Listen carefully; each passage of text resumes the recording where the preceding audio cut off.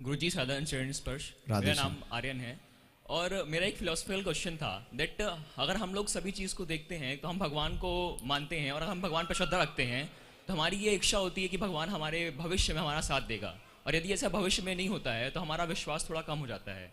और एक और प्रश्न था मेरा इसी के साथ साथ, क्या भगवान से इच्छा रखना ये हमारे स्वार्थ को भी दर्शाता है कि हमें इच्छा रखनी चाहिए या नहीं रखनी चाहिए?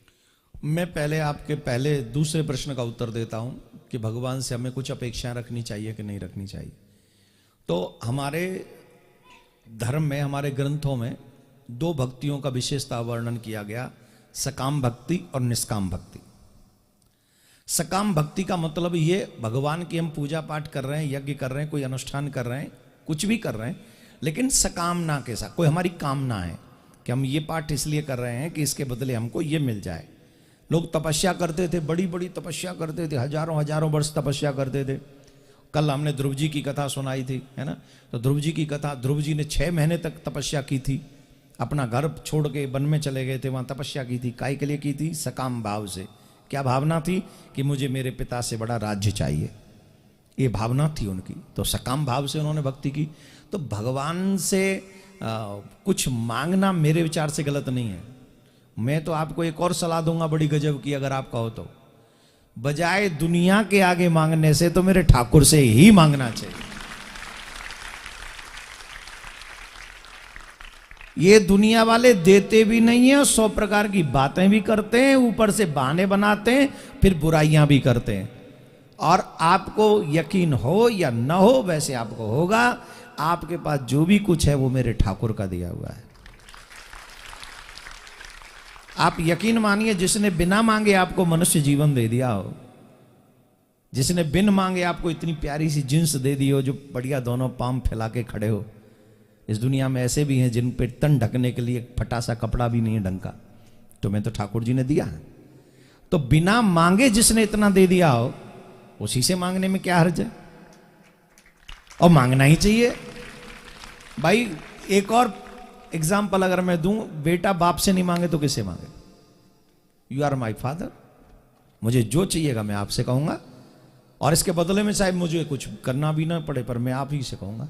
और इतना दयालु है, तुम सिर्फ भाव करोगे वो पूरा करेगा।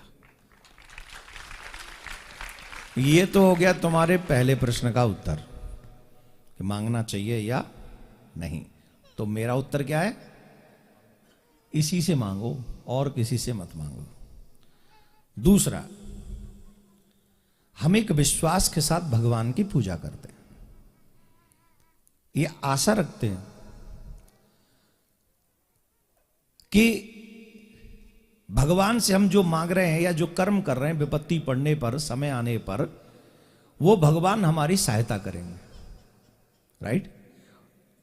अनुभव ऐसा होता है कि कई बार वो जैसे हमें अकेला छोड़ गए। ऐसी मेरे पास कई उदाहरण हैं जिनको मैं दे सकता हूं। प्रॉब्लम यह है कि मैंने भगवान से मांगा पूजा के बदले, और भगवान ने मुझे नहीं दिया। नहीं दिया, मुझे बुरा लग गया, और मैंने कह दिया भगवान नाम की कोई चीज नहीं है। क्यों नहीं है? क्योंकि उसने मेरी इच्छा पूरी नहीं की। अगर इच्छा पूरी कर देता तो भगवान था, और नहीं की तो नहीं है। पर यह सच है, हम और आप वो देख पा रहे हैं जितना हम में सामर्थ्य है। हम वो नहीं देख पा रहे हैं जो हमसे छिपा हुआ है। आजकल एक शब्द है हिडन एजेंडा।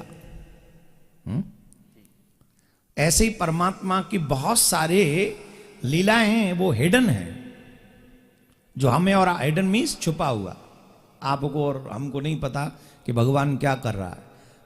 फॉर एग्जाम्पल मैं आपको बताऊं, नारद जी भगवान विष्णु के पास में गए और कहा मुझे अपना रूप दे दो, मुझे इतना सुंदर बना दो कि ये विश्व मोहिनी मेरे साथ विवाह कर ले। वो तो डायरेक्ट भगवान से रूबरू बात कर रहे थे, हमें और तुम्हें तो दिखते भी नहीं।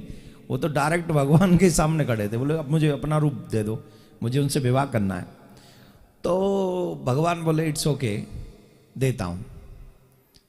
पूरा शरीर तो अपना दे दिया और मुंह बंदर का बना दिया। अब बताओ, नारद जी को मानना चाहिए भगवान है? बोलो मानना चाहिए? नहीं मानना चाहिए। और उस समय माना भी नहीं उन्होंने, इतना गाली गलौज किया, इतना उल्टा सीधा बोले नारद जी भगवान से ये कह दिया तुम महादुष्ट हो। रे विष्णु महादुष्ट, तुम महादुष्ट हो। तुम तो फिर भी कह रहे हो वो नहीं है, वो तो उन्होंने दुष्टी बना दिया था। काय को? बोले मुझे बंदर बना दिया। परंतु भगवान ने उनको क्यों नहीं दी मोहनी? क्यों नहीं किया भगवान ने उनके विचारों को पूर्ण? क्योंकि भगवान जानते थे जो ये मांग रहा है इसके लिए हित में नहीं है, जो इसे दिख नहीं रहा है, इसे दिख नहीं रहा है। अभी तो बस परेशान होके दौड़ पड़ा है कि मुझे चाहिए, लेकिन बाद में ये रोएगा। इसलिए थोड़ी देर इसका गुस्सा मैं बर्दाश्त कर लेता हूं। इसे अपना हित और अनहित नहीं मालूम है, मैं इसे वो नहीं दूंगा जो ये मांग रहा है। ठीक वैसे ही जैसे एक वैद्य शुगर मरीज को मीठा खाने को नहीं देता है। जब वैद्य शुगर का मरीज कहे मुझे मीठा खाना है, तो अच्छा वैद्य क्या कहेगा? नहीं।